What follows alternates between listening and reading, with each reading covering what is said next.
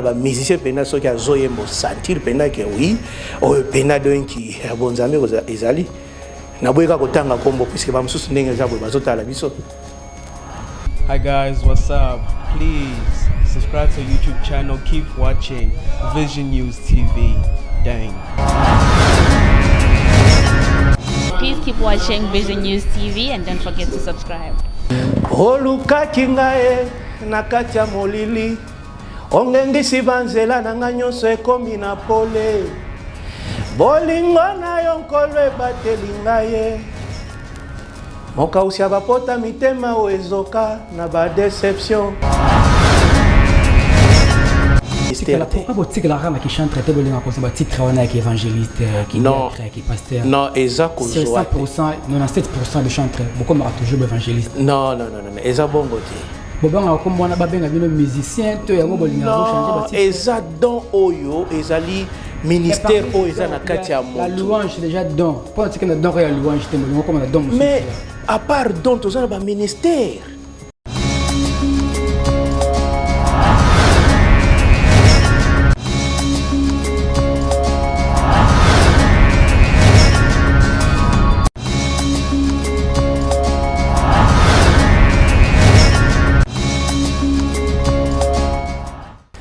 Bonjour fidèles téléspectateurs, bonjour notre Serge Internet, pourquoi pas à notre chers abonnés des Vision News et Télévision. Bienvenue, c'est votre Marty Setsamala, Otramadi Mopandi Sango, Mr. Bissonabisso avec une nouvelle adresse Vision News TV. Nous avons avec notre coordonnateur Edgar Mokonzi, le but donc de voyager, tu as le mais tu as toujours l'écolo. Je suis plus celle de ces plateaux, un invité de marque, un invité diaspora de la musique chrétienne, mais nous allons découvrir ensemble avec vous qui est cet invité de marque. Le président de la diaspora de la musique chrétienne en Afrique du Sud, précisément dans la ville de Durban. Mais je serai plus ingrat avant de commencer cette émission. Je dis un grand merci à toute l'équipe forte mobile. On va tenir Bissot, qualité, image, disons un grand merci à Maison Studio Bernard Pro. Derrière la caméra, pourquoi pas Nabato Basouangakanga, Basutinakanga de loin. Je vois mon grand frère Cédric Mpali, la mère de Jésus Christ dans le Canada. Pourquoi pas à mon grand frère Dolly Tsamala, Boss Lev. Dès que Nasaki Bino, Nazali Ngai Moko na plateau Oyoyo, Nameli Bino invité Moko, Azali Moyembi. Il y a musique de bien à Kaya Bonzambe, à la ville, il y a Durban précisément en Afrique du Sud. Mais tout le découvrir ensemble avec vous. Comment elle s'appelle? Ses qualités, ses œuvres, à qui je tourne et je dis bonjour. Bonjour mon frère. Président Carlos, nous avons déjà Vision News Télévision. De plus, qui est notre invité de la journée? Bon, moi c'est Carlos Kabongo, je suis évangéliste. Et puis en même temps, je suis président de l'association des musiciens chrétiens en Afrique du Sud. Kandenge Zalaka AMCC na Congo, mais ici c'est CJWSA. Donc on a ndenge anglais. Donc c'est un peu ça. Président Carlos, pouvez-vous me permettre de mettre un peu sur la musique chrétienne diaspora en Afrique du Sud, précisément à Durban. C'est le gros toléré Bissot, tout pas sur l'anteke. Bon, musique, ils ont très bien. C'est long. Bon, on va mettre un gâteau avancé, tout évoluer. Donc, aux appels les bienvenus.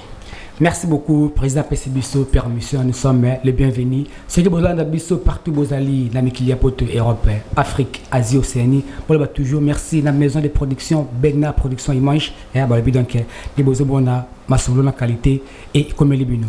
Président, nous, tant que vous répondre à Bissot, vous répondre à la question, nous avons une bande.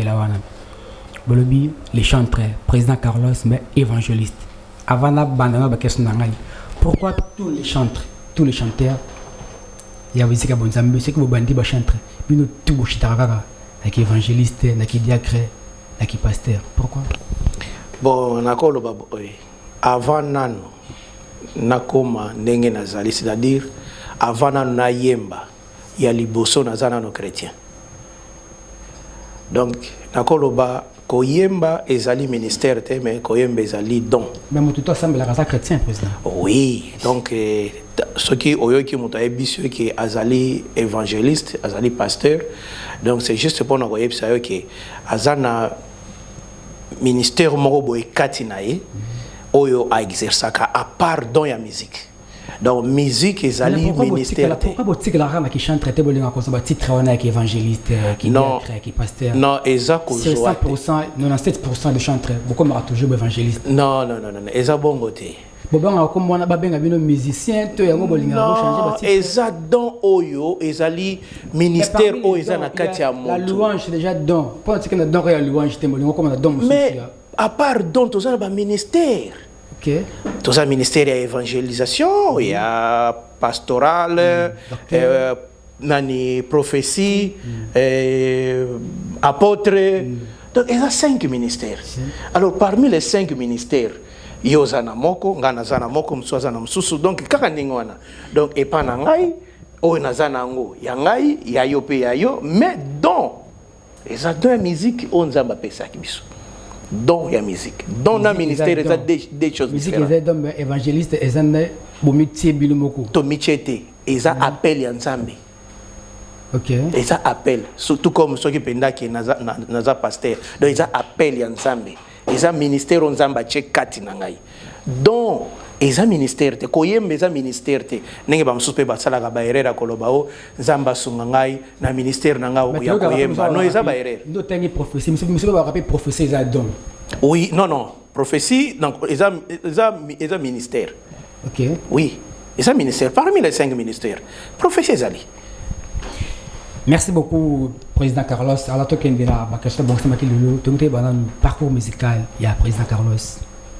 Président Carlos a banni musique kaka en Afrique du Sud, na Congo. Na banni musique en Afrique du Sud était mingi bandi maka teki boka musoto de musique na banda 5 ans. Bino tu musique banda kana ba 5 ans na ba 13 ans te bino tout do hendre moi sokota na moi surtout ni au mambal combien so ba lo ba 5 rare. Na bana bal mi bali ndé mana ba musicien. Bo bana musique na ba 13 ans, ba 14 ans. Président Carlos banda musique na nini? Ngai na koloba na bandi musique na ngai nazaki ata si je ne me trompe pas nazaki na 19 ans. 19. Na bandi musique na nga kala. Pour non. Frère Galera zaki au 13 ans. Non, wana ezaye. Kosangisa o ya bango na ngai te. Nga na peso ya ngai na bandi musique kala na église catholique. Nga grand frère nga muto akotsanga na makamba koemba. Ti a formé nga puisque azaki dirigeant na nani na église catholique na nani na orchestre moko boye na bosani kombo nango. Alors à partir de wana ti na eko evre na 1999 na eko kota na église Nzambe malamu ndi sika pena na evre pena makasi pena za pena fruit ya Nzambe malamu ndi na za pena boye. OK. Oui, donc na bandi musique nanga depuis kala. Catholique Nzambe malamu après Nzambe malamu boko tuna toujours Nzambe malamu to bo changer. Non, depuis na e awa en Afrique du Sud lokola pe na ni Nzambe malamu ezate awa na Durban. Bon, na komi ko evre na Divine Embassy. Mais na pourquoi bo contacter qui ba cadre ya Nzambe malamu te biseka bo otaki boko ma peut-être leader ya awa Durban bon dimi bo changer bo tika biseka bo otaki. Oyebi leader eza eloko muto abota marango. Boko kala me charge te. Te eza ko ka charge te. Eza charge Nzamba pesa kinga yango te na gozo ngo na makasi te. Mais avant peut être charge na te charge Moïse mais non Nzambe muto apesa kaye ko confondre te papa. Nzambe muto apesa kaye yango. C'est ko bela Nzambe pesa bino yango bloquer Nzambe. Non, au moins avant ça la makambo, il fallait oser pena na autorisation.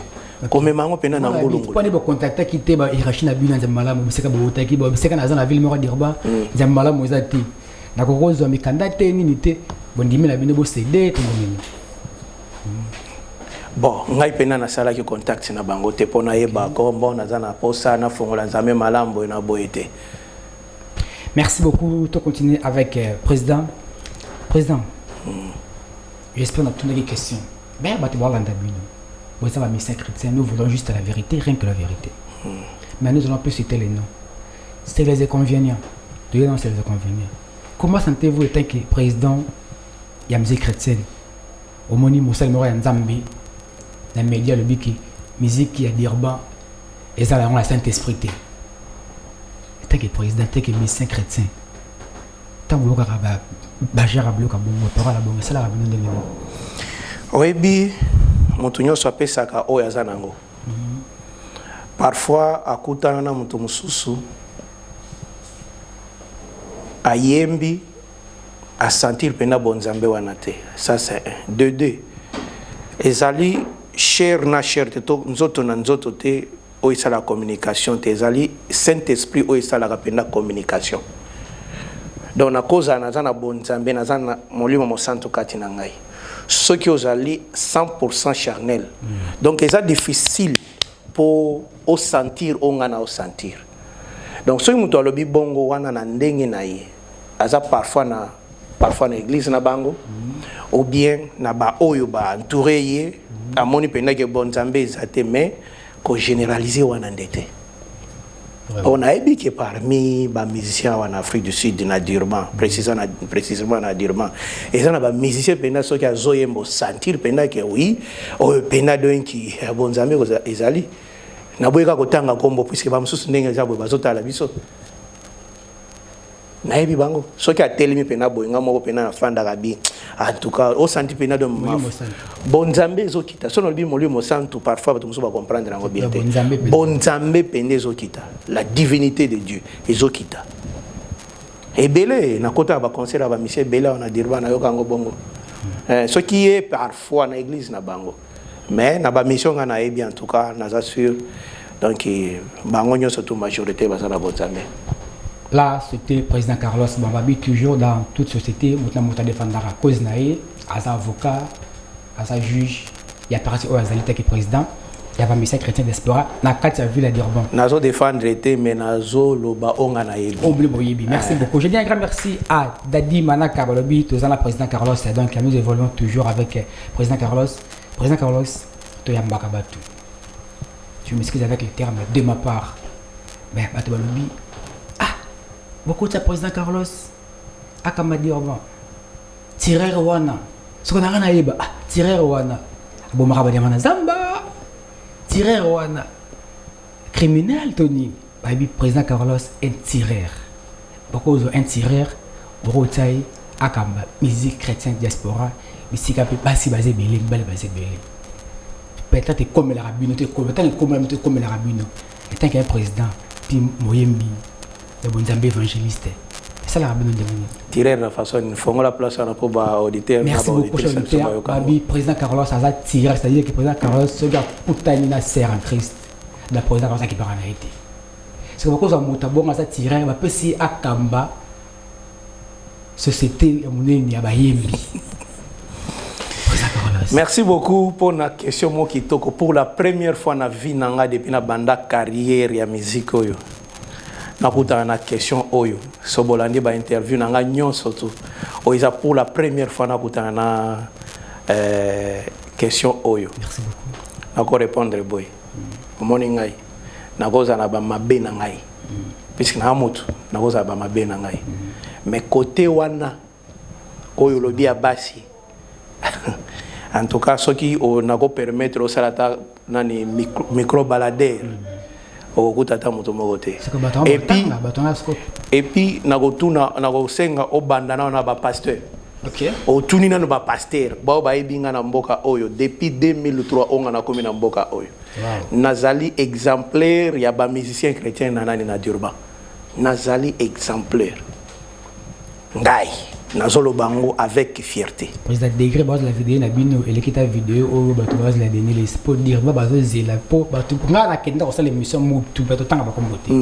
Moto bana lobi mokolo vidéo ne ko bimba nga moto ko sala ko publier ngo degré base la vidéo président Carlos débité.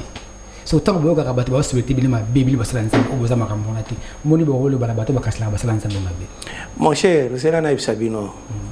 Au moni vie chrétienne. Eza vie moko eza facilité. Donc eza vie moko ya ki okomi kuta yo moko liboso ya likambo yo yebité. Mais ozomeka o se défendre parfois ils aussi mbaté. Eza vie moko très difficile vie chrétienne. Po ibanda ki na yo moko Jésus tango zaka na se mokila. Bakosela ye ya ebele. Ya ebele pena ba memieti na justice. Bakosela ye. Mais lokola pe minorité bazalaki wana moyen balonga majorité zalaki te yango ba mema etina ne bakenda ko sacrifier.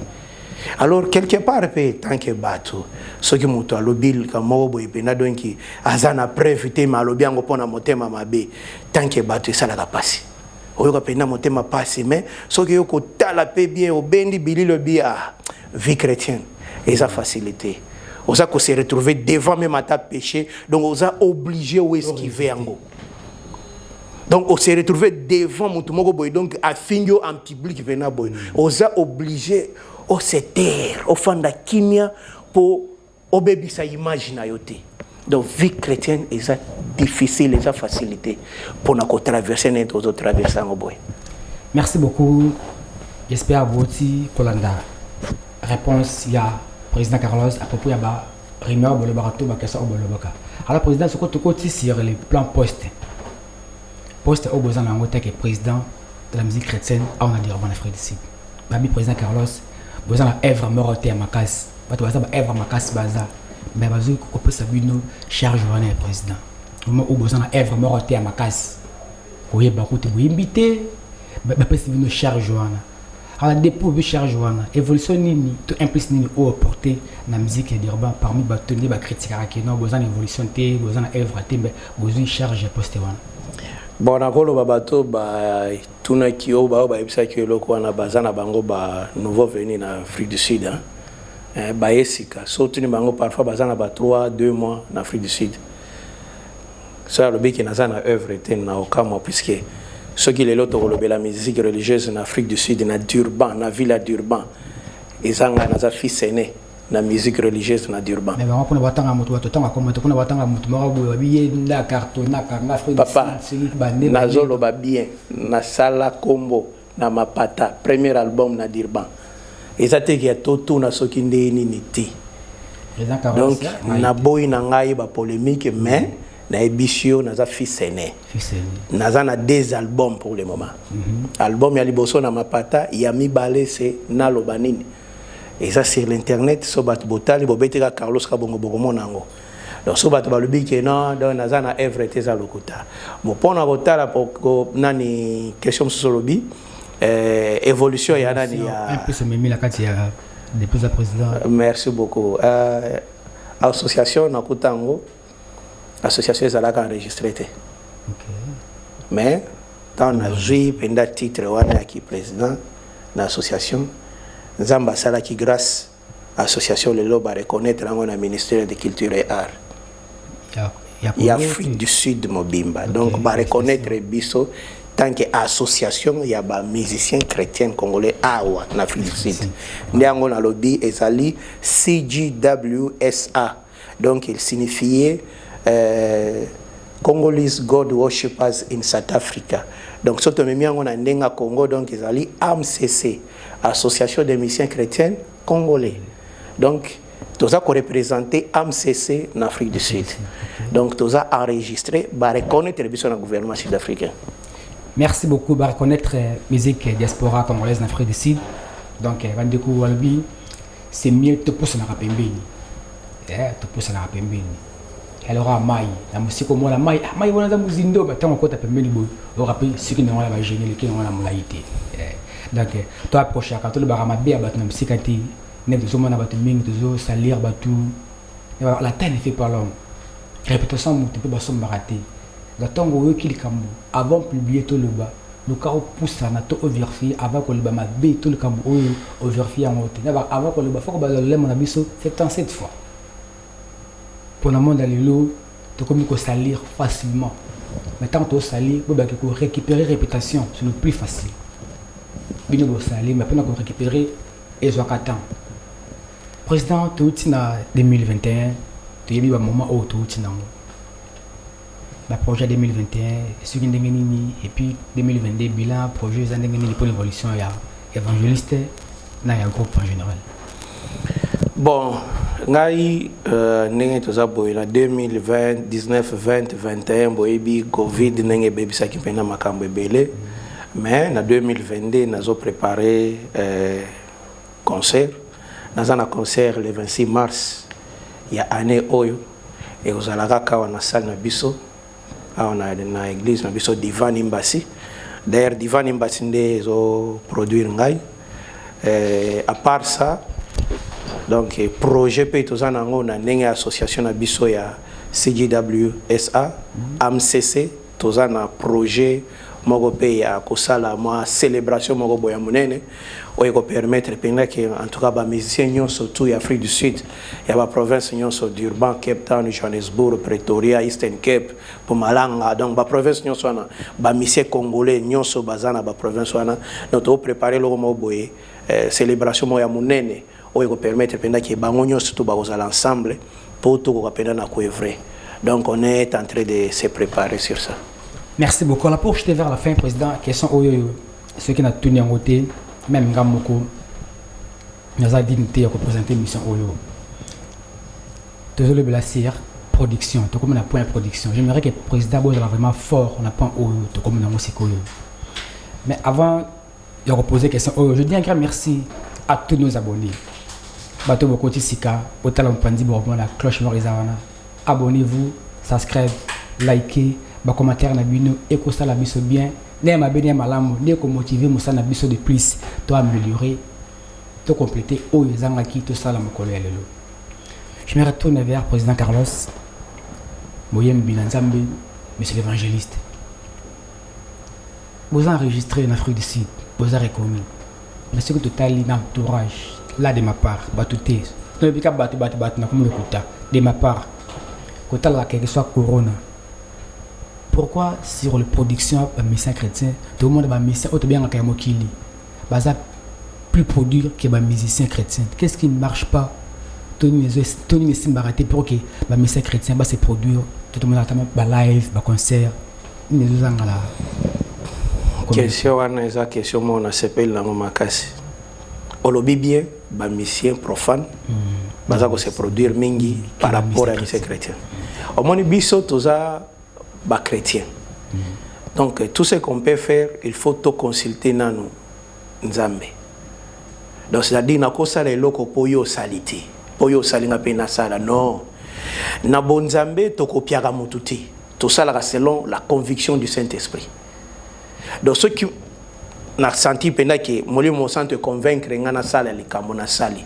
Na kosala on a ko jamais na copier mutu na sala ngopo ndeko moko boya salinga pe na sala non na biso ba chrétien za la bongo te ceux qui ba wana na profane ba ko se produire 1000 fois bien qui musique beaucoup sur l'ensemble makambo mingi président eza bongo te so moni penda donc ni tout mo ka zo le ba ki non eza ki l'église na bino ba lingi ko support bino te mais ba mise beaucoup makaka nzambe ala kisite non eza bongo te eza te ke ba église te bon église ngo eza na combien pour support bino nyonso to non eza wana te eza bongo te président na kinto mo na ba église ba te na budget ba zu frère mo bon sikoyo yo linyo ozo asikoyo en réalité à Kinshasa ochango na Afrique du Sud au monde que donc mais tant que toujours le belasiko bonzambe c'est-à-dire toujours le belasir la spiritualité toujours le belasir le plan financier mon frère siko puisque wana na minute oyo oza ko sangisa pokuna ba sangisi ba mbongo nde ba betis ba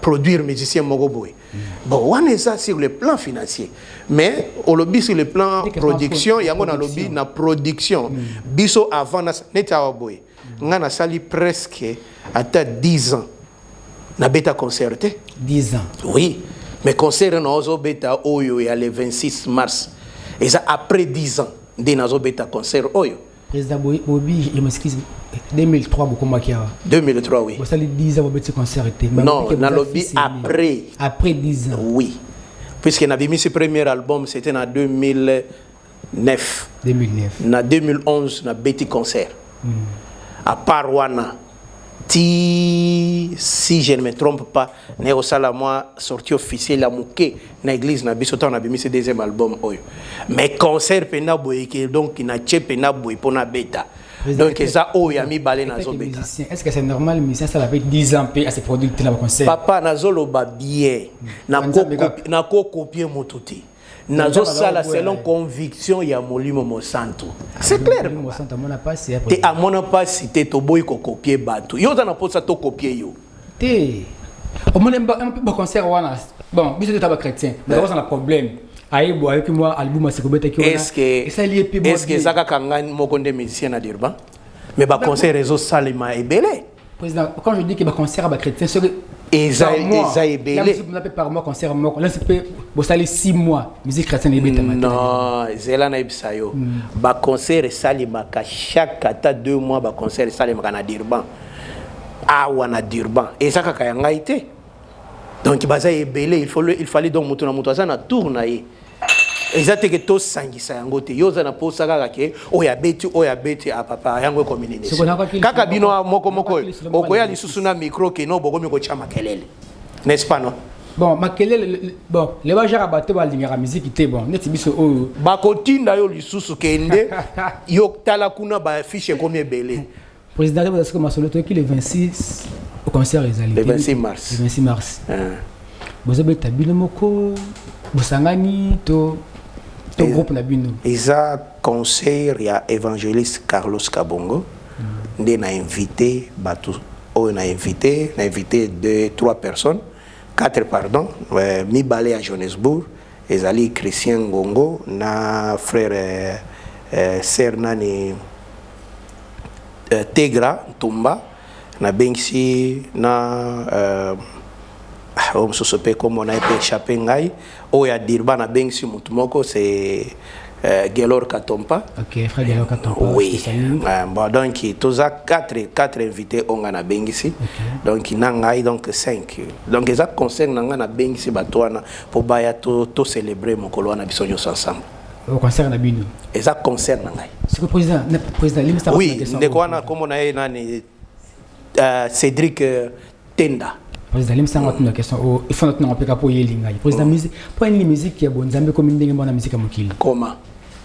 Beaucoup créer un clan, donc n'est-ce pas au béni fallait un mouvement, au béni si héritier il y a des urbains frères Katompa Najar wa donc musique chrétien beaucoup qui papa eza bolingo na sepeli ndeko wana na bengi sai aya eza mo la président on lié moko visibilité za lango te tika senga ba wana te mais wana eza égoïsme so na betinga moko kaka yo ko yana micro bimo égoïsme pona nini pe oza égoïste pona nini te obengi sabato mususu baya mais obeti yango yo moko za égoïste o tout tanga ba question ebele na woni bipi la ça message moko kuna mutumaka lobi bolo ba trop babimba bino bobi boyambi ministère chrétien te bité politicien to ministère chrétien c'est qu'on va confirmer que c'est vraiment que c'est vrai aux amoyembi ba yo ka kimboyembi na ko batumi batuni face à vendre le quoi honorable yango na lobby c'est pas beaucoup de rappeler c'est yango na lobby biso tant que évangéliste biso ba musicien to lo ba trop ba biso et puis naza évangéliste tolobaka trop et puis baye basengi prêtre peut-être baye binoté c'est que basengi mo acapella mora pour monsieur ba bien honorable ba bien vendre le quoi honorable comment les pour dire bozali bo eva mtondi maté oza moyembi c'est moyembi te ba ndima ko te ba moyembi c'est ba moni bonzambe vraiment d'abord comprendre bien sa plateau avec le président Carlos mais ba va sentir mo acapella mora boy ba o ba vendre ba ndako c'est ba mama bien oluka kingae nakatia molili ongengisi banzela nanga nyonso ekomi na pole bolingo na yo nkolo ebateli ngai mokausi ya bapota mitema oyo ezoka na badéception vraiment alors otaka tu na foule comme si bango bakonzi donc on ezali bongo événement ozoya avec évangéliste Carlos Babi le 26 mars 2022 dans l'église Embassy Ministry chez le pasteur Ludor balabito yawana dans référence studio Bernard production ba ibiango likolo l'église Morizava bata louange bata balinga bonzambe oui mais babi makambo 2022 to boy milimo ofele please moi ninga mabete oso eva lobi koma o le banzambe bobekeza ofele ti boko moteka botika ngala le ngaka c'est pour ça eva lobi o koma so bolo ba verset biblique bele to sapotani bato oyimba wana ba vorokende musique robetane ko luami ndeko soko vi 50 reine na yo oyo foot na porte au côté qui concert et ça ni et c'est l'autre encourager bandiko na yo encourager papa na yo ba sœur na ba roya pendant royemba jour wana to le ngana milimo ya ofele wana nous je t'enverrai à la fin de ma part je dis un grand merci à toute l'équipe des studios Bernard Production je dis un grand merci à Frère Galord Katompa à le bidon que tous les là la maison BP Studio pour 2022 en haut donc tout ça et cause la je dis un grand merci à Deborah Ndonga le pourquoi pas tout au Balingara, Martiste Mala, Mopandi Sango, Mr. Bissou Nabiso. Nous sommes ensemble avec vous, toujours dans la chaîne Wabin. On est là avec Vision News TV, donc avec Edgar Mokonzi, donc on est avec vous. Babi Dadi Manaka, donc nous avons toujours ensemble, donc président, mot de la fin, Tepo Bozali. Bozana, parce que ceux qui ont payé, ceux qui ont payé, parce que beaucoup de colo, t'es bon, jeune. Mot de la fin, moi, mon beau encouragement pour na, battre le pays, quelques dédicaces. Au chrétien, il y a ceux qui ont payé. Ok, ça va. En tout cas, merci na visionnaire, il y a chaîne Oyo Tobengi, Vision News TV. En tout cas, na lobby, merci na papa Edgar Mokonzi. En tout cas, ensemble, na famille, nous sommes Bimba, na équipe, nous sommes Vision News TV. Sans oublier, na PC, merci na ma charmante épouse, Mojina Carlos, et l'on a 7 trophées na gagnon surtout, puisque nous avons 7 bana. Wow. Oui, oui, bon comprendre. La présidente a lundi, mardi, mercredi, jeudi, dimanche. Puisque dimanche, tu as le cas awa ya les 6. Donc, on a fêté, moi, on a fêté le 27e anniversaire. Moi, on a libre. C'est le 8e jour, la semaine. Non, ils ont 7, mon frère. Oui, ils ont raté. Ils ont 7. Donc, on a passé pendant. Merci, na trophée, na surtout 7 trophées. Donc, on surtout Jacques, Raphaël, Carlos, Tamar, Rita, Gamaliel, donc tout en agnon surtout.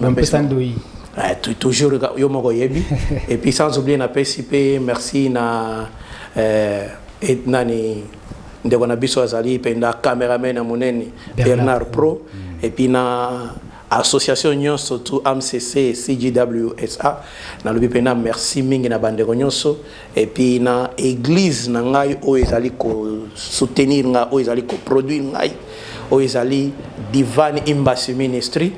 En tout cas, Zamba Pambola, Pasteur Louis Dor, na équipe Nyonso Mobimba, et puis na lobby merci na coordonnateur Oyo Penda ya Afrique du Sud, Tobengi Dadi Mananika. En tout cas, Zamba Pambola Bisiga Zali. En tout cas, j'espère qu'à la prochaine, tu vas le sous mingi. Mais tu vas le mingi. Merci beaucoup, c'était première rencontre avec la président Carlos. Je dis un grand merci à mon coordinateur ici en Afrique du Sud, Dadi Mananika, donc on est ensemble avec vous. Un grand merci à Bernard Production, pourquoi pas à notre assistant qui est là derrière la caméra, malgré, mais après c'est toujours Bambo Nabino sur tout studio BP Production.